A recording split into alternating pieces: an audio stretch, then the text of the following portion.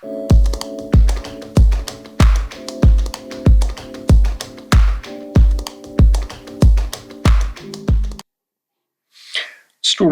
अस्सलाम वालेकुम, उम्मीद है आप ठीक होंगे। एक स्टूडेंट ने शायद जीआर ने या सीआर ने ये मैसेज किया था कि कुछ टॉपिक्स जो हैं वो रहते हैं आपके चैप्टर फर्स्ट में और क्लियर नहीं है। जो हमने शुरू के 2-3 लेक्चर्स किए थे उसमें कोशिश की थी कि इनको इन टॉपिक्स को डिस्कस कर लें, लेकिन ये कि आप चूंकि टॉपिक वाइज चाहते हैं तो हमने सोचा कि टॉपिक वाइज आज जो है वो आपको जो टॉपिक्स आपके रहते हैं उस पर थोड़ी डिस्कशन कर लेते हैं। ब्रीफ डिस्कशन होगी और इसको हम कोशिश करेंगे कि वाइंड अप करें इस लेक्चर के अंदर। एक जो टॉपिक है वो cells as unit of structure and function. बचपन से आप पढ़ते आए हैं कि जो लिविंग ऑर्गेनिज्म है उनका यूनिट सेल है, जिस तरह से एक इमारत है उसका यूनिट एक ब्रिक होती है या एक ईंट है। तो ये कोई नई बात नहीं है, यू ऑलरेडी नो, और आपको पता है इसकी पूरी हिस्ट्री है किस तरह से जो कॉर्क सेल हैं वो देखे गए, लियोनहुक ने देखे, और माइक्रोस्कोप के बनने के बाद चीजें जो थी वो ज्यादा क्लियर सूरत में हमारे सामने आना शुरू हो गई। एक्चुअल जो बात है वो जो टर्म आपको कंफ्यूज कर रही होगी, cell as a unit of evolution. तो cell as a unit of evolution क्यों है? क्योंकि जो अर्ली सेल्स हैं हमारे पास या अर्ली ऑर्गेनिज्म है वो बुनियादी तौर पे सिंगल सेल पे मुश्तमिल है। हमने एवोल्यूशन की जब डेफिनेशन की थी तो हमने कहा था कि the formation of complex organism from simple organism through gradual changes is called evolution। तो मैंने आपको एक बात कही थी कि ये डेफिनेशन रॉन्ग है। ट्रू डेफिनेशन क्या है? ट्रू डेफिनेशन ये है कि ये ग्रेजुअल चेंज है जिससे नए ऑर्गेनिज्म बनते हैं। वो कॉम्प्लेक्स भी हो सकते हैं, वो sometime from complex to simpler भी होते हैं। ये बेसिकली ग्रेजुअल चेंज है विद द टाइम।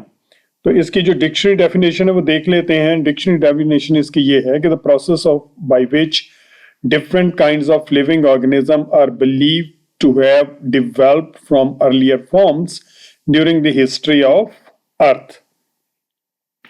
ये इसकी डेफिनेशन है जो जिसको आप डिक्शनरी डेफिनेशन आप कह लें कि जो different kind of living organism है with the passage of time वो मॉडिफिकेशंस के साथ डेवलप हुए हैं। उसमें कॉम्प्लेक्स एंड सिंपलर का वर्ड कहीं यूज नहीं हुआ। आप मेरा ख्याल है समझ गए होंगे कि हमने फ्रॉम सिंपलर टू कॉम्प्लेक्स नहीं कहना, बल्कि it's a gradual change and origin of new organism from the pre existing organisms. Cell को हम क्यों कहते हैं कि जो यूनिट ऑफ लाइफ है, जो प्रिमिटिव सेल्स थे, प्रोकैरियोट्स थे, बैक्टीरिया थे, साइनोबैक्टीरिया थे, उसके बाद फिर Aahista Aahista single cell organism develop हुए जिन्हें हम प्रोटेस्ट कहते हैं, और प्रोटेस्टा के बाद फिर हमारे पास जो टिश्यू लेवल ऑर्गेनाइजेशन आई, और फिर जो पॉपुलर यूकेरियोटिक ऑर्गेनिज्म है, जो हायर ग्रुप्स हैं एनिमल्स के, वो डेवलप हुए। अल्ट्रा स्ट्रक्चर ऑफ सेल को अगर हम देख लें तो आप सभी जानते हैं ये basically it's purely basic things, और सब लोगों को पता है कि सेल मेम्ब्रेन होती है और साइटोप्लाज्म है, न्यूक्लियस है। इलेक्ट्रॉन माइक्रोस्कोप 50 इयर्स बैक हमारे पास आई है। उसके बाद सेल डिफ्रैक्शन से भी, फ्रैक्शनेशन इसे कहते हैं, हम बहुत सारी टेक्निक यूज करते हैं, जिसमें एक टेक्निक जो है सेल फ्रैक्शनेशन है, उसके ऑर्गेनेली अलग अलग कर लेते हैं। ये अल्ट्रा सेंट्रीफ्यूगेशन से भी होती है और बहुत सारे दूसरे प्रोसेसेस भी हैं, तो उनसे भी हमें जो सेल ऑर्गेनेलीज हैं उनको समझने में और उनकी अल्ट्रा स्ट्रक्चर देखने में हेल्प मिलती है। सेल मेम्ब्रेन आउटर मेम्ब्रेन है which is the most important one. इसकी आगे हम डिटेल के अंदर इसकी जो स्ट्रक्चर है वो पढ़ेंगे। और ये गेट है, आप समझिए आपके घर का गेट अगर महफूज है तो सभी चीजें, जो भी चीज इंटर होनी है घर के अंदर वो उसी गेट से होनी है और वहीं से चीजें जो हैं वो बाहर जानी है। तो गेट जो है, इसमें गेट कीपर्स भी हैं, इसमें जो बहुत सारे आप समझ लें कि आउटलेट्स भी हैं, इनलेट्स भी हैं और चेक्स भी हैं, सिक्योरिटी चेक्स भी हैं।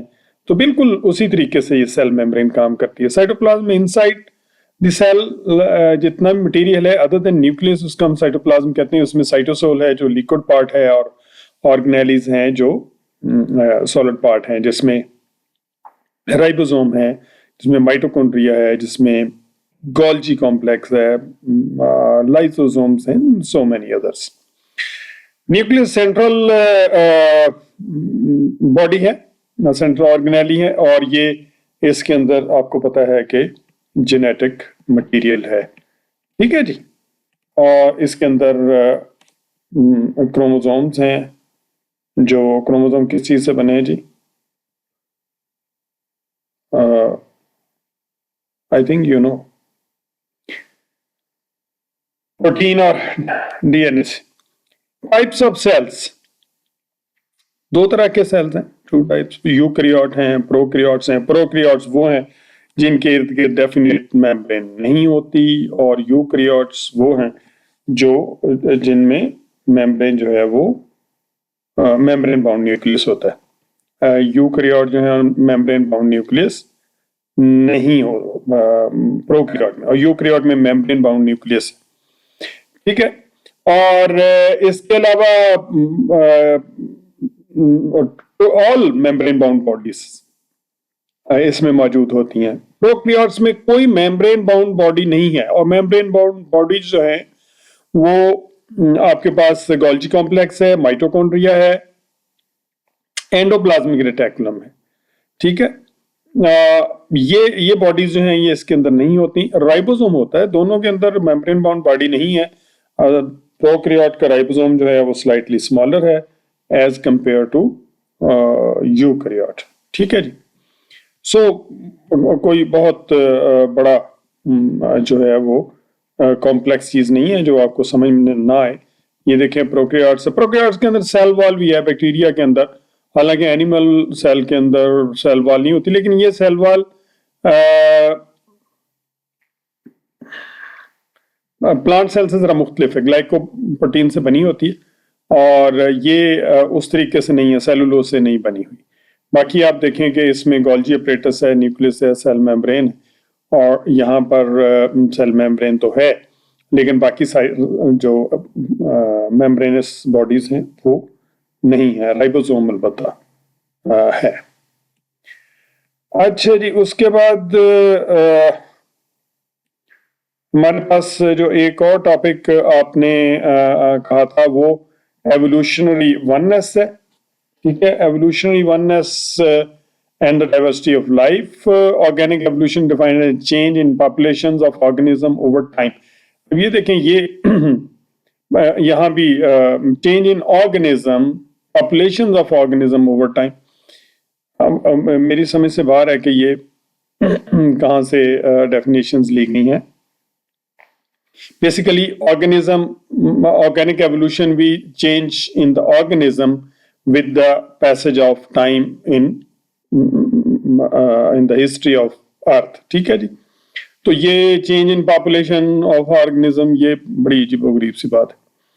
The history Earth is billions of years old, and the Earth was inhabited by different populations during different times of its history. Life evolves just as an individual has a family history, and each species has one tip on a branching tree. Life जैसे कोई एक बुजुर्ग होता है, उसके आगे बच्चे आगे बच्चे आगे बच्चे, जो शजरा नस्ब बनता है, तो बिल्कुल किसी भी ऑर्गेनिज्म का उसी तरीके से अगर हम देखें इंसान को, तो इंसान मजमूई तौर पे एक स्पीशीज है, लेकिन उसको देखें अगर उसके करेक्टरिस्टिक्स, तो वो एक मैमल भी है, तो तमाम मैमल्स के साथ जुड़ा हुआ है। और मैमल्स को देखें तो बहुत सारे करेक्टरिस्टिक्स जो उनके बर्ड्स एंड रेप्टाइल्स जैसे हैं, तो बर्ड्स एंड रेप्टाइल्स से जुड़े हैं। और बर्ड्स एंड रेप्टाइल्स के बहुत सारे कैरेक्टरिस्टिक्स ऐसे हैं जो एम्फीबियन से जुड़े हुए हैं, तो वो एम्फीबियन जैसे हैं। और एम्फीबियन के बेशुमार कैरेक्टरिस्टिक ऐसे हैं जो फिशेस जैसे हैं, और फिशेस के कॉर्डेट्स हेमी कॉर्डेट्स जैसे हैं, हेमी कॉर्डेट्स के इकाइनोडर्म जैसे हैं, सो ऑन। तो अल्टीमेटली आप देखेंगे कि हमारा जो रिलेशंस है, ये इवन बीइंग ह्यूमन बीइंग, हमारा रिलेशन जो है वो प्रोटेस्ट के साथ, सिंगल सेल ऑर्गेनिज्म के साथ भी है, क्योंकि वहीं से फिर जो चीजें हैं वो बनना शुरू हुई। और जो सिंगल सेल ऑर्गेनिज्म है वो आपको पता है कि सॉरी वो बना है प्रोकैरियोट से, और प्रोकैरियोट से के बाद जो सूरत हाल है वो यूकैरियोट की तरफ आई, और फिर एक ऑर्गेनिज्म से दूसरा ऑर्गेनिज्म, और दूसरे ग्रुप से तीसरा। तो स्पीशीज जो हैं वो बनती गई with the change of time, with the change of environment, with the change of you can say habitats. और ये इस वक्त जो लाइफ है वो अपनी पूरी डाइवर्सिटी के अंदर आई है। Concept of Darwin about oneness and diversity of life. तो डार्विन ने पब्लिश की अपनी बुक जो 1859 के अंदर, जिसको हम कहते थे origin of species through natural selection, ये इसका पूरा नाम था। और इसका है two objectives. First objective descent with modifications. वो ये कहता था कि जो स्पीशीज उतर रही हैं, डिसेंट मतलब होता है उतरना, उतर रही हैं मतलब बन रही हैं, वो मॉडिफिकेशंस के साथ बन रही हैं। मॉडिफिकेशन जरूरी नहीं होती फ्रॉम सिंपल टू कॉम्प्लेक्स, और कॉम्प्लेक्स से सिंपल की तरफ भी हो सकते हैं, इसलिए बड़ा कॉम्प्रिहेंसिव उसने वर्ड यूज किया। डिसेंट विद मॉडिफिकेशन, एवोल्यूशन पूरे को जो है ये तीन वर्ड जो हैं वो डिस्क्राइब करते हैं। Descent with modification.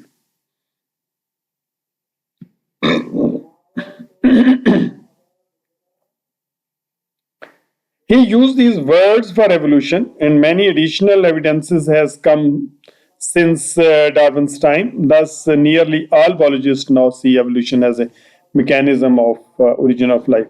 Second objective was the natural selection, और natural selection में उसने ये कहा था कि individual populations has the potential to reproduce, और इनके जो habitat है, इनका फूड अवेलेबिलिटी है वो वेरी करती है, बहुत डिफरेंट। और ऐसी सूरत में population some time over grow कर जाती है, ओवर पॉपुलेशन हो जाती है, वो अपनी कैपेसिटी से ज्यादा बच्चे पैदा कर लेते हैं चूंकि पोटेंशियल उनके अंदर होती है, बट फूड और रिसोर्सेज कम हो जाते हैं। सो तीसरे पॉइंट के ऊपर स्ट्रगल फॉर एग्जिस्टेंस, ठीक है, स्ट्रगल को ओवर पॉपुलेशन इसमें एक्चुअली पहला स्टेप है, ठीक है। दूसरा जो है वो स्ट्रगल फॉर सर्वाइवल है, फिर उसके बाद मुकाबला शुरू हो जाता है फूड के लिए, शेल्टर के लिए और मेट के लिए, और उसके बाद सिर्फ वो इंडिविजुअल जो हैं वो सिलेक्ट हो जाते हैं जो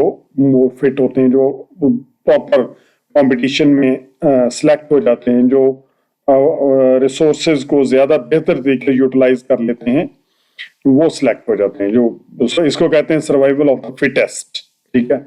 और Darwin call this as a differential reproductive success.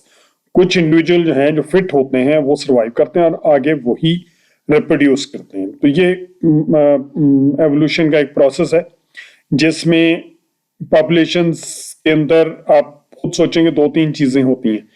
एक ये होता है कि जो ओवर पॉपुलेशन है वो खत्म हो जाती है, और जो हेल्दी इंडिविजुअल है सिर्फ वही रिप्रोड्यूस करते हैं, और ओवरऑल हेल्थ ऑफ स्पीशीज जो है वो बेहतर रहती है।